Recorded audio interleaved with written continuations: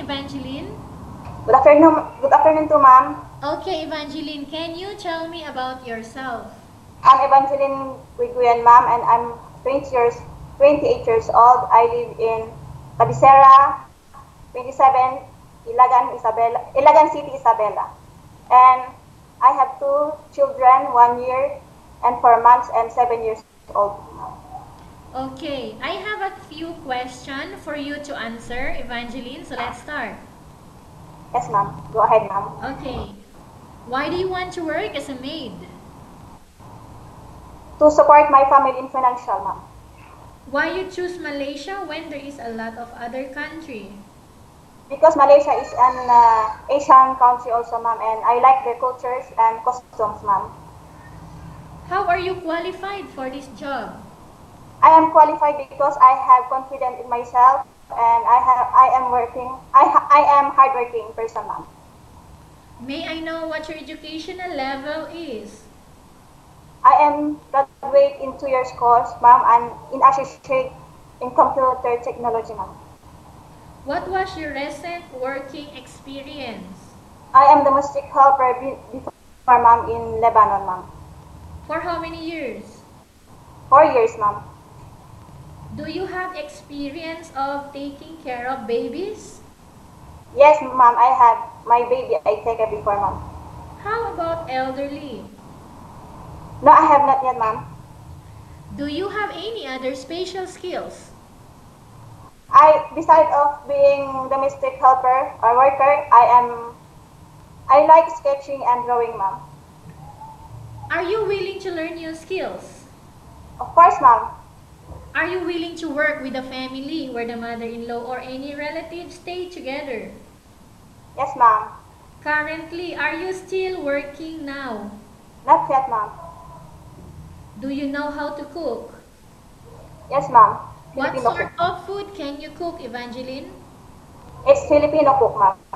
Filipino food. Yes. Are you aware that you will have to do washing, cleaning, ironing, and cooking? Yes, of course, ma'am. From all the house chores that I mentioned to you, which do you like most? Housekeeping and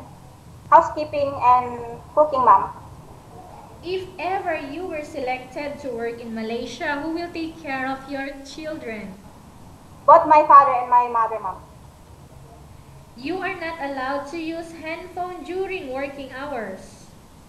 Yes, ma'am. You are only allowed to use handphone after you finish all the works and when going to bed. Yes, ma'am. You are strictly needed to surrender the handphone to your employer in the morning, and your employer will return back to you once you're going to bed. Yes, ma'am. If ever your employer finds out that you're abusing of using your handphone and it's affected your work performance, your employer will confiscate your handphone and you are not allowed to hold it anymore. Yes, ma'am. Instead, your employer will allow you to call to your family 3 times in a month. You only allowed to bring normal phone and you are not allowed to bring smartphone. Are you Yes, ma'am. agreed for the terms and conditions? I agreed with that term, ma'am.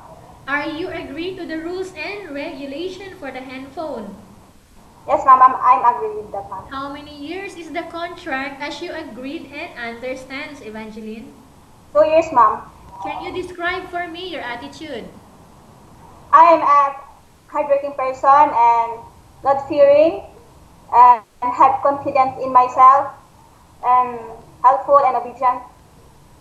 Okay. How can you assure to us that you will work hard in Malaysia? I will be patient until I finish my contract, ma'am. Can you promise not to use the telephone without the permission of your employer? Yes, ma'am. Can you promise not to put on makeup but to dress properly while work? Yes, ma'am. Can you promise not to invite friends and relatives without the consent of your employer? Yes, ma'am. Can you promise not to invite friends and relatives again without the consent of your employer? Yes, ma'am. Can you promise not to ask for advance salary from your employer under any circumstances? Yes, ma'am. Do you really understand of the rules and regulation of the agency? Yes, ma'am, I understand. Do you pay any placement fee for you to come to Malaysia to work as a maid? No, ma'am. Do you have any history of sickness, breast cancer, or any other illness? No, I don't have, ma'am. Do you suffer from any skin diseases, allergies, or physical defect? No, ma'am, I don't have. Have you suffered from any serious illness? Ma'am, Have you suffered from any serious illness? no, ma'am, I don't have. Do you smoke? No, ma'am, I don't. Have you undergone any operation before? No, no. Are you medically fit or are you fit to work? I'm, I'm fit, ma'am. You are fit to work. Yes, ma'am. I'm fit, ma'am. Are you allergic with any food? No, I'm not allergic of any food, ma'am. Are you in any medication right now? No, ma'am. Are you preferred to work for the employer of different races? Yes, ma'am. Are you prepared to eat the type of food taken or given by your employer? Yes, ma'am. Are you afraid of being left alone in the house? No, ma'am. Are you afraid of dogs or other pets?